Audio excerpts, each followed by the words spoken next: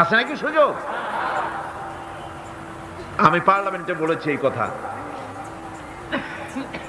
যে একটা ধর্মের উপরে বিশ্বাস করে নিজেকে একটা ধর্মের পক্ষের ব্যক্তি হিসাবে ঘোষণা করে কেউ বলছে, দাবি করছে আমি হিন্দু, কেউ বলছে আমি বৌদ্ধ, কেউ বলছে আমি খ্রিস্টান, কেউ বলছে আমি মুসলমান, নিজেকে একটা ধর্মের বিশ্বাসে বিশ্বাসী ঘোষণা করার পর আমি ধর্মনিরপেক্ষ, এই কথাটা মিথ্যা, বানোয়াট, জালিয়াতি, প্রতারণা, মুনাফিক। কোন ধর্মের অনুসারী ব্যক্তি ধর্মনিরপেক্ষ হতে পারে না, কেবলমাত্র নাস্তিক, যারা আল্লাহরে মানে না, আল্লাহকে স্বীকার করে না, ওরা বলতে পারে আমরা ধর্মনিরপেক্ষ, ধর্মের ব্যাপারে আমরা নিরপেক্ষ, গুলো মানি না, বিশ্বাস করি না। কিন্তু যারা ধর্মে মানে, সেদের যে ধর্মেরই হোক না কেন, সে ব্যক্তি ধর্মনিরপেক্ষ যদি দাবি করে, এটা মিথ্যে কথা, এটা মুনাফিকি ছাড়া আর কিছু হতে পারে না।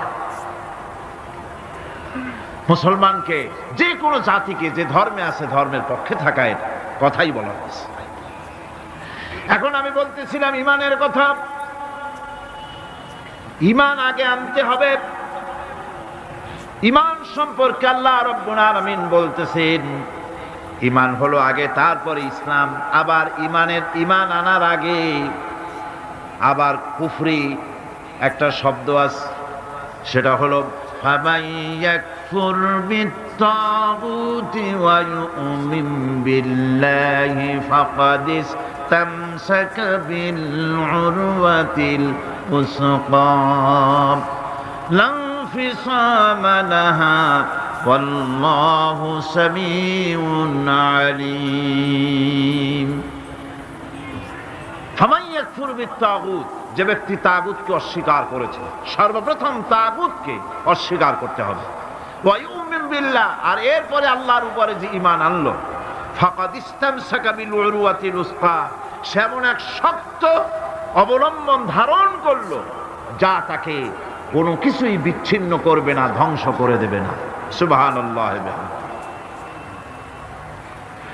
এখন সত্যিকারের ইমানদারের পরিচয়টা কি? কোরআনে কারীম সত্যিকারের ইমানদারের পরিচয় এভাবে পেশ করতেছে, ইন্নামাল মুমিনুনা আল্লাযীনা আমানু বিল্লাহি ওয়া রাসূলিহি সুম্মা লাম ইয়ারতাবু ওয়াজাহিদু বিআমওয়ালিহিম ওয়া আনফুসিহিম ফি সাবিলিল্লাহ উলাইকা হুমুস সাদিকুন। ঈমানের দাবিতে সত্যবাদী কারা? ইন্নামাল মুমিনুনা আল্লাযীনা আমানু বিল্লাহি ওয়া রাসূলিহি, সত্যিকারের মুমিন তো তারা যারা নাকি ঈমান এনেছে আল্লাহর উপর এবং রাসূলের উপরে। এই ঈমান আনার পর সুম্মা লাম ইয়ারতাবু, এরপরে কোন সন্দেহে সে নিপতিত হয় নাই, কোন সন্দেহ তার মনের মধ্যে জায়গা পায় নাই, আর সে আল্লাহর রাস্তায় জিহাদ করেছে মাল দিয়ে, জান দিয়ে। উলাইকা হুমুস সাদিকুন, এরাই হলো ঈমানের দাবিতে সত্যবাদী। সুম্মা লাম ইয়ারতাবু, অথবা এক বিন্দু সন্দেহ মনের মধ্যে জায়গা দেয় নাই, অর্থাৎ ঈমান আনছি কার উপরে? আল্লাহর উপরে। কার উপরে?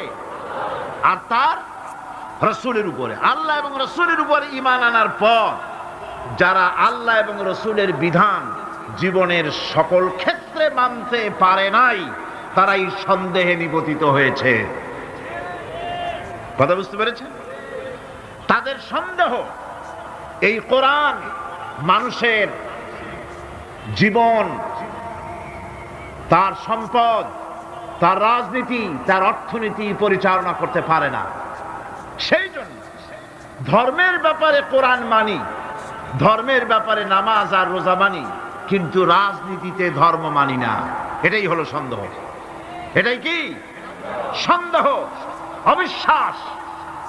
জীবনকে তারা দুইটা ভাগ করেছে, এক ভাগ রাজনীতির জন্য, আর এক ভাগ কিসের জন্য? ধর্মের জন্য।